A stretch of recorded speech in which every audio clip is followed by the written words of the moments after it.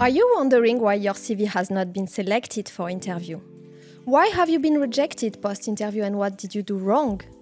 I'm Esther Echeverria. I have been recruiting for designers, architects, and engineers in Dubai for nearly 10 years. In the Designer Recruiter podcast, you learn from top industry leaders to finally get that feedback and understand what makes them select one candidate over another.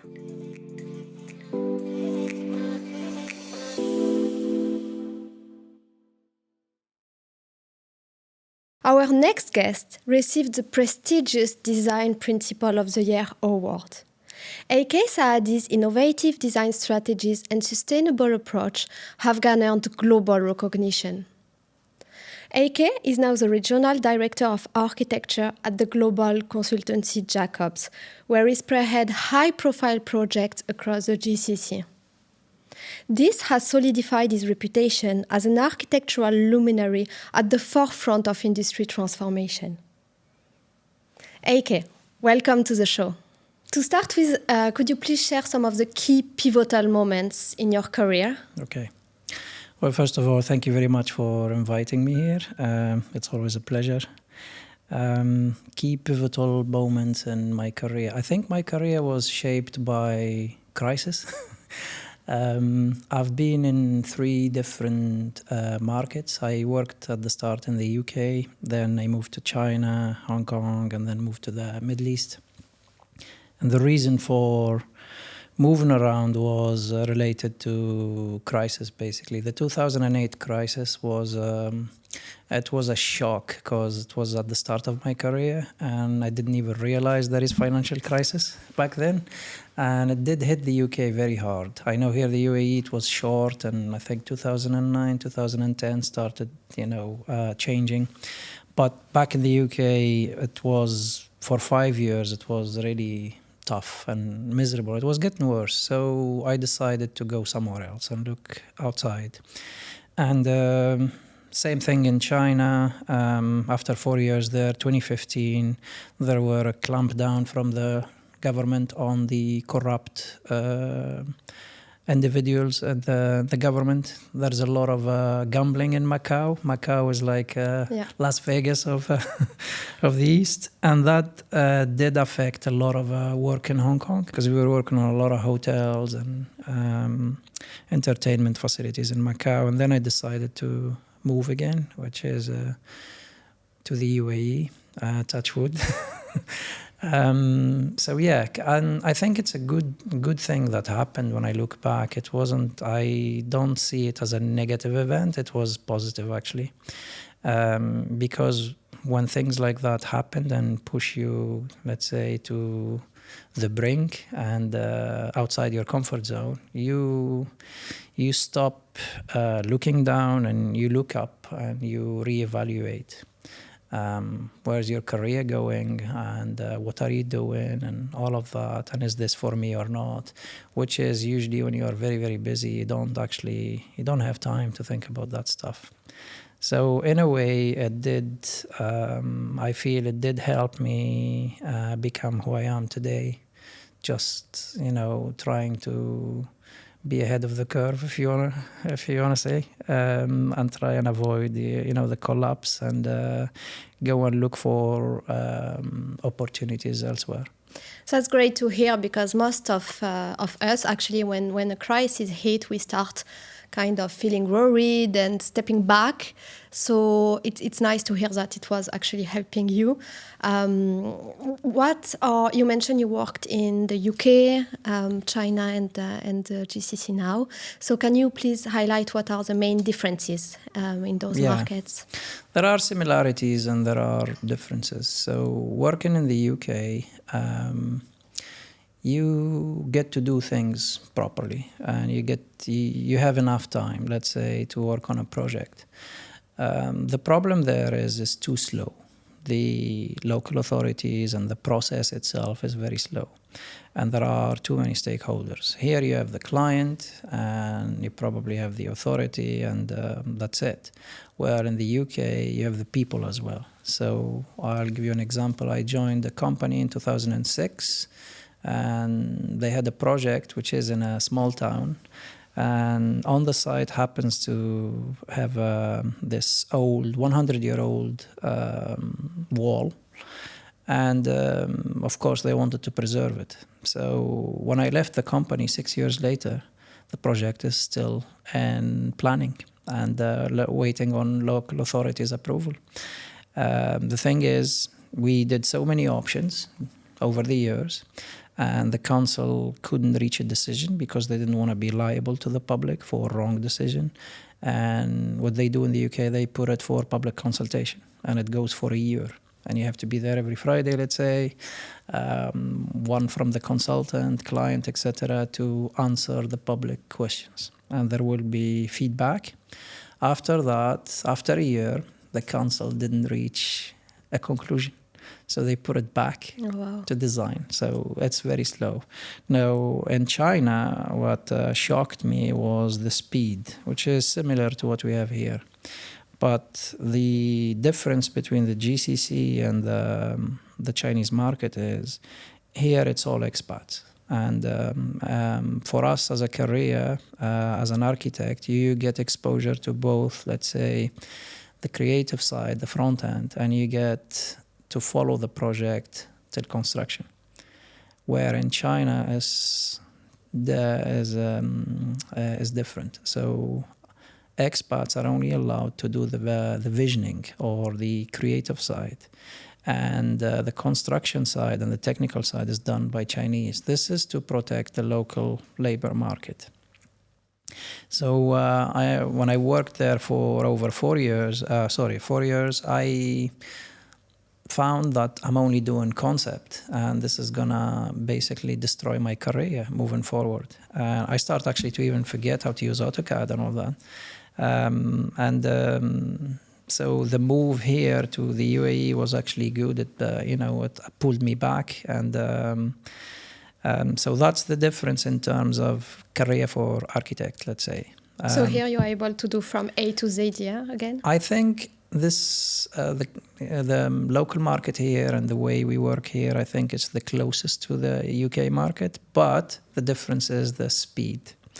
So it's very fast here. Unfortunately, sometimes it's too fast that you don't get enough time to study things properly and do them properly. But if, there is nowhere, I've learned there is nowhere that is perfect. So if I have to choose here or the UK, of course I would choose here.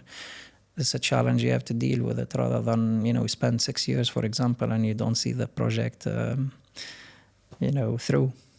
I think it's helped giving clarity to what kind of speed the architect should be expecting when moving here. What are some of the key questions that you would ask during an interview? There are 2 key questions I always ask. Doesn't matter if it's a senior or first of all, you want to understand why the person is trying to make the move.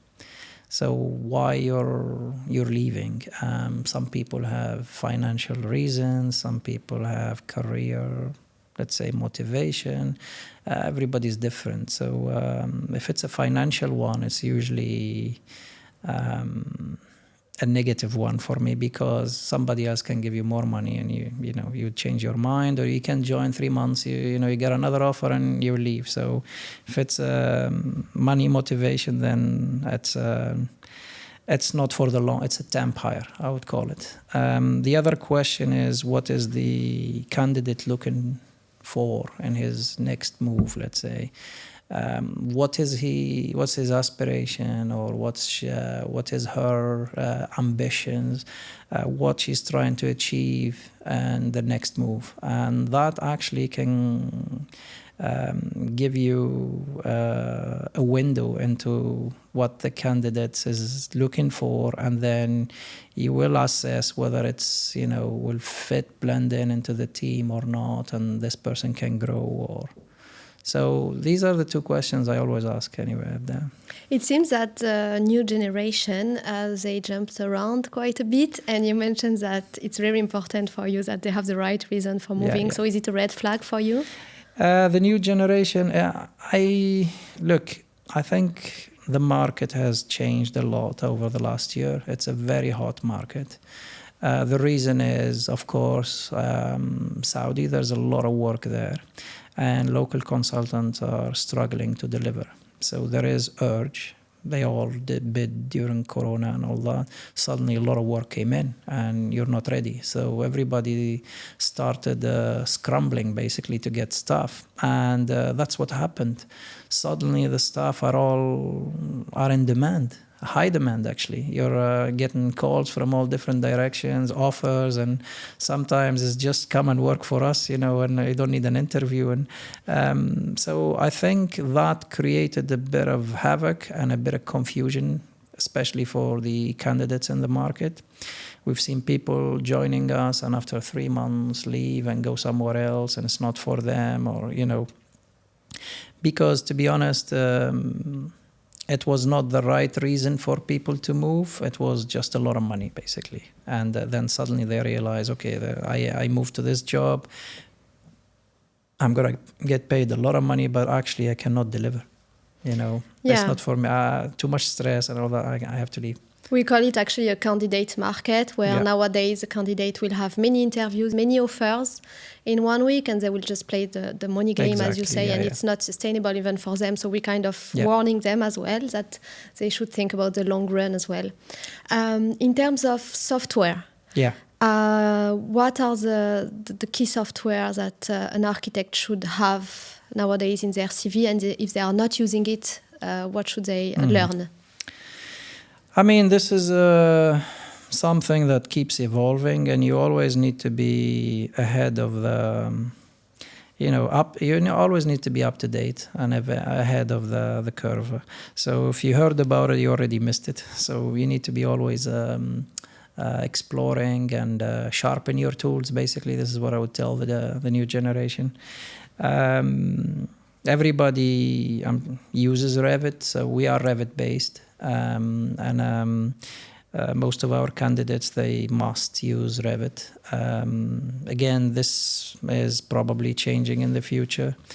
In terms of design tools, we do a lot of parametric modeling. So we always look for the like of Rhino, Grasshopper, and all those parametric digital softwares. And again, it depends on the role as well. So if you are in a technical role, Revit is enough. If you are in a design role, we would look for more creative tools, etc. But the more the candidate, proficient in different softwares, the better. Of course, you become flexible, and you can use them here, there, and it's good for him, good for the company. Sure. Portfolio. I'm reviewing a lot of portfolio, and sometimes I'm receiving this portfolio with 100 pages, and it seems only to be picture and visual, and they're actually all-round designers. So what makes, can you please describe what makes a strong portfolio? Okay, that's an easy one, actually. There are so many portfolios out there. You receive loads of them a day. And the thing is, I think there's a lot of templates out there, and people are using the same templates, etc. And a portfolio is basically a way of showcasing your skills and your experience visually to an employer before you even get the interview, let's say. And it needs to be well structured, and it needs to have, first of all, character. You don't want to see the same thing again and again and again. You want to sometimes what, let's say, grab your attention is something completely different. There's a style there. You can see the guy is an artist, or you can tell from just looking at few pages that whoever did that portfolio has strong graphic skills or design skills. You can tell. If it's badly presented, the person is probably not organized enough and has, let's say, bad graphic skills. You don't want repetitiveness. Some portfolios you see, there's a lot of renders, and you move to the next one, same thing. So after 3-4 of them, you get bored. It does not tell you anything about the candidate. It doesn't tell you what he did or what's his involvement, what's his skills. I like to see portfolios where I can see sketches. I can see even a snapshot of, let's say, 3D model or a script he used, the process of how people design things. So if you're doing a parametric design, what are the parameters you used? And so few sketches. Also, you want to not just see the look of the building, you want to see what's inside it. So plans as well are a good thing to communicate in a portfolio. It shows, if the candidate did those plans anyway, it shows that how he resolved, let's say, the flow of circulation, or how he resolved the zoning, etc. It tells you. Well, sometimes you look at a shopping mall and you can tell the person just from, let's say, that plan, he knows about retail or not. So if there is a dead end, for example, straight away, this is, you don't know anything about retail. So it should be well structured. It should be enough material there to communicate your experience, and it should have a bit of character. That's a strong portfolio. If someone doesn't have a great CV, let's say they didn't work with top consultancies like Jacobs, but they have a very strong portfolio, as you said, with character, and would you invite them for an interview? Absolutely. I mean, we don't look. This is another thing which is very misleading. I never worked for a star architect, and I did grow in my career, so it's not actually a necessity. I've hired a lot of people from Zaha Hadid. We've hired from Foster. We hired somebody from MVRDV. We hired from SOM, KPF. And to be honest, they are no different to others. And in some cases, I had a lot of expectations for these candidates, and I was very disappointed. I found like somebody with a very humble background from a small town, let's say in India, with great skills, never worked for a star architect, and he's so far ahead of those guys. So it's not something that it's very misleading. That's amazing to hear, yeah, because there is lots of very strong candidates out there, and they want to learn and they struggle. Don't get me wrong. There are very strong candidates coming from those practices. But I always have a question mark. You're coming from Zaha, and we are, let's say, a boutique firm. What's the story? Yeah. You're coming from the best, and you're like taking, let's be honest, you're like, moving a step back. You're with the best in the world. Why are you doing that?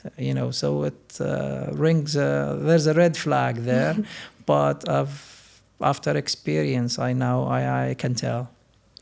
Now you already invited them for the interview. They step in your office and they want to present the portfolio to you, the great portfolio they did. What is your advice? Should they talk about the project from A to Z, about the client story? How can someone present the portfolio in a great way? It's funny because most people these days, they don't even bring a portfolio. And that's my first thing I say, like, where's your portfolio? Oh, I sent it by email. And I'm like, do you want me to go and bring it and put it on the screen? Yes, please. And I'm like, what's wrong with this generation? You are like, look, you are going for a job. You want to make an impression and you want to get hired. It's like a salesman. So basically, you need to be at your best, top game. So when you go for an interview, you need to showcase, you're selling yourself. You need to showcase yourself at the best possible way. So yes, you need to bring a portfolio, and the way you're present, just be yourself, natural. And it's like presenting to a client, you present your portfolio. So the advice is, just be yourself, natural, and have enough material to showcase, rather than just show up and I've sent it by email, and it's a turn off for me. And this is not once or twice that happens. It happens all the time. I know. I've seen it even from seniors. Oh, really? Yes. I heard this a lot. And even me as a Yeah. recruiter, we send them an email, we say, please bring your portfolio, Yes. and still they come without. So in this case, I guess it's hard. You've been awarded Design Principal of the Year. How are those awards, events, industry events important? And what can someone do to be to receive the same? They are very important. I mean, I have to thank Joe for that award. I did not actually participate. He did put my name down and encourage me to do it. And to be honest, probably, it's something that, I regret because it opened the doors and I was approached by so many consultants and all that. But I do really thank him for that. Those awards, they give you exposure in the market, and you become for a period of time, let's say a week or two, you become a superstar. And it did get you a lot of attention from recruiters, from companies, etc. And you need to work hard in life, to get to the point where life give you something back. That's what I believe. But how do you take part in those? That depends on your company policy, strategy, etc. Some companies do put their people forward and they do promote them. Some companies are afraid and they don't want to expose them and keep them to themselves. Maybe they're all right with what you just yes. said. Yes. So it is a fine line that you have to cross as an employer.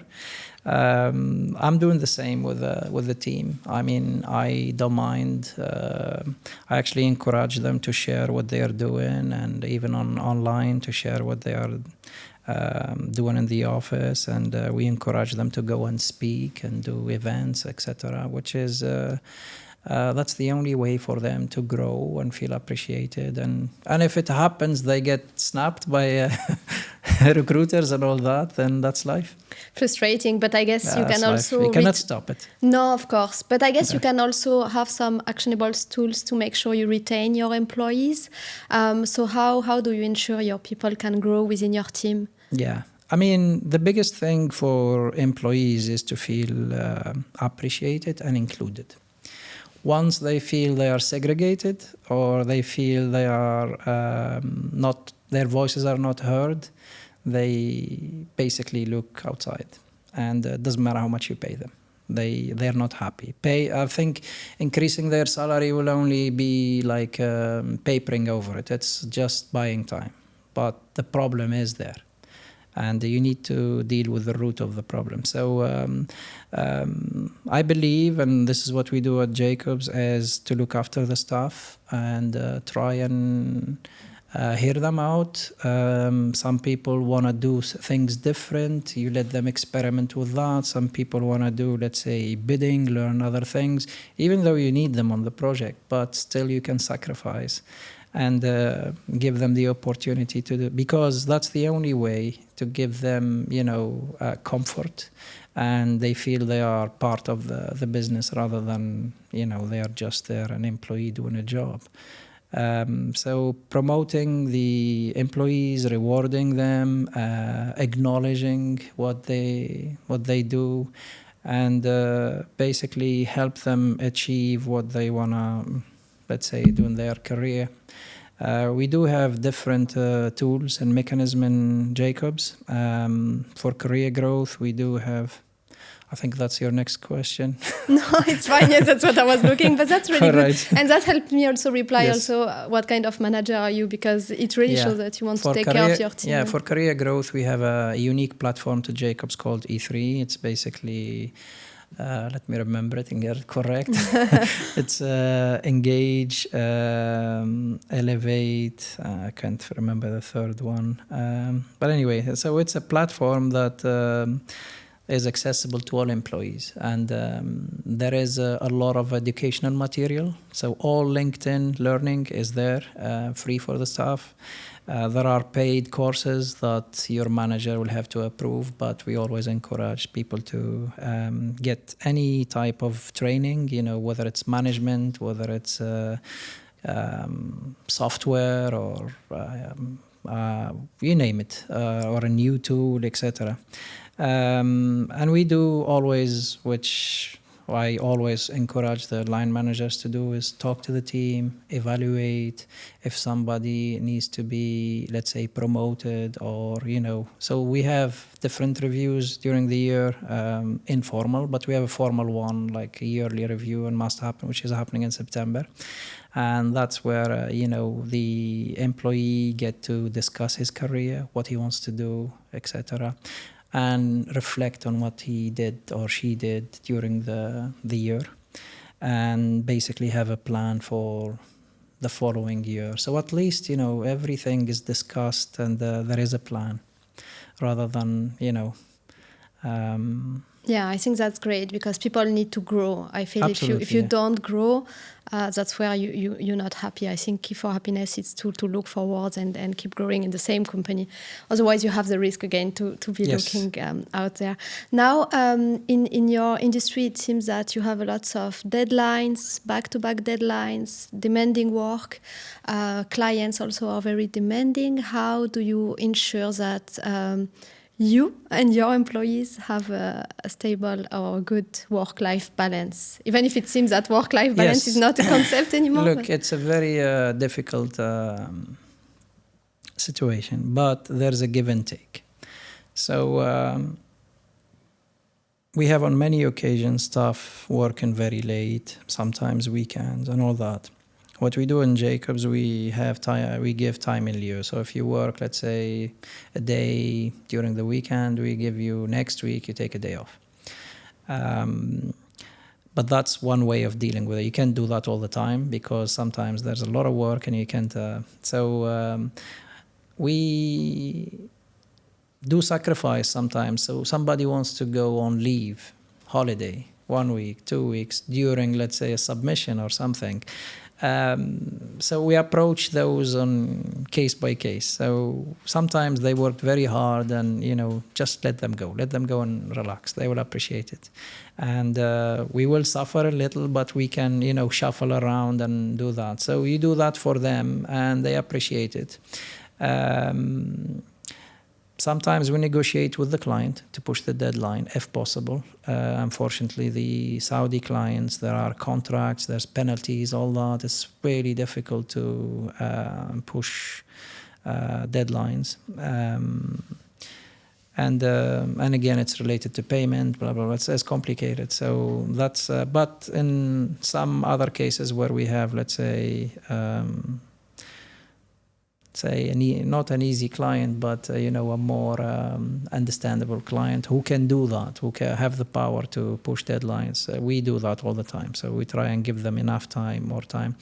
And sometimes we add more stuff, more resources, even though we know that, probably we're gonna lose a bit of money on this, but still, we don't want to encourage the burnout culture in the office. So we try to be organized. Being organized is key as well. Sometimes you see that loads of people are working late because the manager is not organized. Forget about things and remember last minute, or comes 6 o'clock, oh sorry, I forgot, we have to do a section and this and that, and then the team stays late. You need to have a plan from the start, lay down what they need to do, and lay it down that there's a full picture of what you need to do, let's say, in a submission. And everybody knows their involvement and what they're doing. And some people are fast, some people are slow. So people will manage their time. So if you are very fast, then you have no problem. If you are very slow, unfortunately, you're going to have to work a little harder. And that's the best way, I think, to deal with this type of let's say, critical deadlines and, Yeah, I've heard it's quite hard in this industry. I mean, there is It is, no yeah, yeah. miracle solutions, unfortunately. Now, most of our listeners will be job seekers, architectural engineers, designer. Do you have some advice that we didn't talk about today and that you want to share? Yeah. I mean, look, when you're going for an interview, it's very important that the way, let's say, you portray yourself, first impression, you know. Sometimes you have candidates who maybe are excellent, let's say, but the way they handled the interview and the way they presented it did work against them. So you get some people, I'll give you an example, come in, and we had it a few times, and somebody tells you, I was, I've did this project and I was, very young and I was leading a big team and this and that. And then the first question is, there's ego there. And then the first question is, how did you lead the team? And you were very young, you are fresh, and, this is unheard. And, the candidates start, how about, Renzo Piano was very young, for example, when he won a competition. And unfortunately, that already sparked some sort of character, if you know what I mean. It was not the right message that you sent, because what we have, let's say, in most architectural practice, it's a teamwork, it's a collaboration work. So you want the candidates to blend in, to work with the team. Even if you are a leader, you need to get the team with you and work with you, and otherwise they will make your life miserable. So when you see that kind of, let's say, not behavior, but when you see that kind of character, this will cause problem in the team. So we don't want clashes, or we want people that are basically try to be humble, try to be natural, and not to oversell yourself. Loads of people come and oversell and say, I can do. And then you try them, and then, he raised the expectations so high. Yeah. And then you get very disappointed. And to be honest, there were no need to do that, when you can just say, I do this and that, I'm quite confident. Don't oversell yourself, because it will fire back. Yeah, I think leave your ego aside and be authentic. Authentic, and like I said, don't oversell. Yeah, because, but do you agree that some candidates can be wrong for you, but great in another practice? Absolutely, yeah, absolutely. So let's say I worked in a practice where, we work hard, we work fast, we were very efficient, as a team. And then you get some candidates, they are good, but they are not that fast. So they couldn't keep up. They couldn't keep the pace with the team. And suddenly, you realize they're slowing down. And the thing is, it looks bad on them, because you get compared to the fast ones. So that environment is not for you.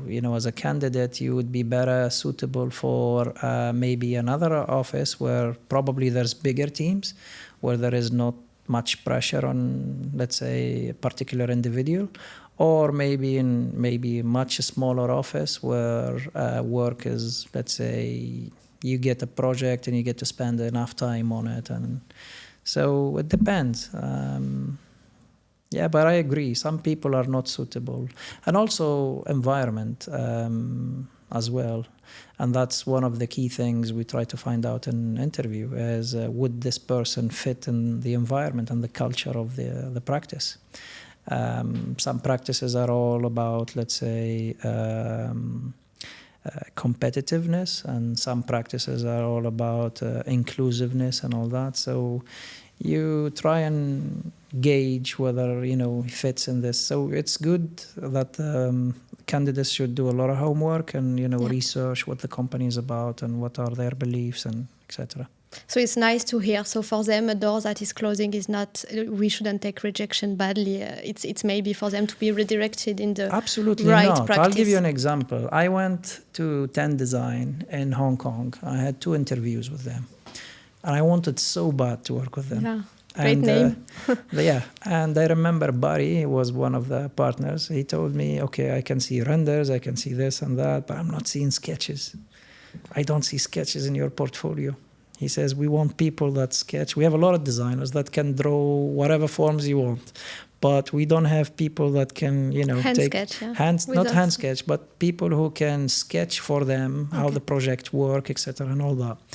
And I was very disappointed, but I took that on myself as a mission that I have to be good at hand sketching. And to be honest, since then, it was 2015 until today, I sketch a lot, and it's one of my, let's say, strong skills, how to communicate, let's say, an idea through a quick diagrammatic sketch. It was good. So don't take anything in life. Try and take the positive. Look at the glass, half full rather than half empty, and learn from it, because you learn a lot from your failure than you learn from your, let's say, success. You learn nothing from success, to be honest. Very true. And that's great advice. And I have a lot of clients actually asking me for designer with freehand sketching ability, and we cannot find them out there, especially in the university. You don't learn it anymore. No. You use softwares only. So yeah, but I mean, I wasn't, let's say, when I joined school and all that, I was very bad at hand sketches, and today you have different mediums and platforms. So let's say digital sketching is an amazing tool. So it can somehow correct, let's say, things that are missing, whether it has a lot of tools basically that help you to be a great, let's say, hand sketch, or it assists you a lot. So I wouldn't say if you are, they don't teach it anymore and all that, but there is a lot of new ways how to bring it back, and platforms like Sketchbook, Morpholio Trace, Concept, Procreate, which a lot of people use. And these things, they bring the digital and the analog, let's say, or the hand sketches all together in one platform, and it's really, really useful. I mean, we sketch a lot. It's very quick. You've got a meeting in 2 hours, and you want to communicate an idea. Quickly, you can sketch it, and you don't need to print or anything. You just email it, or on Teams send it to the team, and they Photoshop a little and all that, and then suddenly it's in the presentation. It looks like you did a lot of work. So it's a great skill. How about AI Midjourney? What's your take on that? Artificial intelligence? Look, I always encourage new technology. I'm not against it. So I'll give you an example, for example. So in the past, we used to go to these, you speak French, right? Yes. You used to go to this video cassette rental places, and you rent these movies and return them the next day. Then suddenly came Netflix and Prime and all that, and they resisted it at the start. But, it's here to stay. It's the future. You can never compete with it. So you need to embrace it, and you need to use it to your advantage. So the same with AI. There's a lot of hype at the moment, and a lot of people talking about, a lot of people experimenting. We do in the office, as part of our, we do encourage a lot these things, to experiment with new things. So we have a monthly competition in-house, where currently we're doing it. We used to do it on hand sketches. Now we're doing it on AI, and we encourage the team to, let's say, there is a different theme, Mars habitat. Now we have green high-rise, etc. And whoever wins, he gets a certain sum of money, and just to encourage. And we do a lot of gathering on Fridays, and people share their experience, how they use the prompts, etc. And we're trying to find how to use this. And we found that, it's very useful for us in the early stages of ideation. It's not going to give you a project or design a project for you at this stage anyway. But what it can help you is, we used to go mood boards, go on Pinterest, collect this, that. We don't need that anymore now, or maybe less. We use AI to quickly assemble mood board for different, let's say, styles, etc. We did it with few villas, and it was great. The client actually thought they were designed already. But the danger with that is you raise expectations. Clients are already too fast. And with that, if they realize the speed, and you could do that in, let's say, 5 minutes, then it's very dangerous. So yeah, I would say for ideation, initial ideas and mood boards and all that, it's a great tool. Great. I agree. AK, thank you very much for joining the show. Thank you. I think you give a lot of clarity on the market. I'm sure lots of people will want to join your team now, and Jacob seems to have an exciting journey there. Thank you. Thank you very much. Thank you for having me. Thank you very much.